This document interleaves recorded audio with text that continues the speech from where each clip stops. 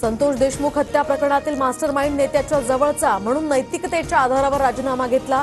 TV 9च्या कॉन्क्लेव्हमध्ये Dhananjay मुंडेंच्या राजीनाम्यासंदर्भात मुख्यमंत्री फडणवीसांकडून भूमिका स्पष्ट। देशमुख हत्या प्रकरणात धनंजय मुंडेंविरोधात कुठलाही पुरावा आल्यास कारवाई करा असं तपास यंत्रणांना सांगितलं होतं, पण सीआयडीला तसा कुठलाही पुरावा सापडला नाही, मुख्यमंत्री फडणवीसांची माहिती। अबू आझमी औरंगजेबावर जाणून बुजून बोलले, आम्ही त्यांचा आता लोकशाही मार्गाने इलाज केलाय। अबू आझमींना निलंबित केल्यानंतर मुख्यमंत्र्यांची प्रतिक्रिया, तर कारवाई विरोधात कोर्टात जाणार असल्याची आझमींची माहिती। धनंजय मुंडेंच्या राजीनाम्यानंतर बीडमधीलच आमदाराला मंत्रिपद मिळण्याची शक्यता। प्रकाश सोळंके, विजयसिंग पंडित यांच्या नावांची चर्चा। मराठा आमदाराला मंत्रिपदी संधी मिळण्याची शक्यता, सूत्रांची माहिती।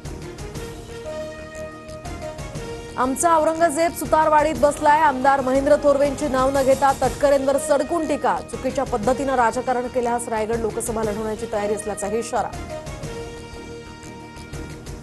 महाविकास आघाडीच्या सर्व आमदारांची आज बैठक। शरद पवार, ठाकरे, वडेट्टीवारांच्या उपस्थितीत ही बैठक होणार।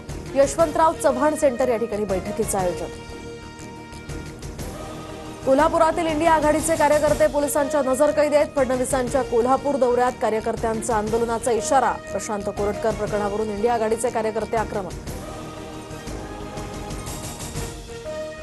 आदित्य ठाकरे आणि मुख्यमंत्री देवेंद्र फडणवीसांमध्ये सलग तिसरी भेट। गिरणी कामगार आणि बीडीडी चाळ या संदर्भात ठाकरेंच्या शिवसेनेची मुख्यमंत्र्यांसोबत चर्चा।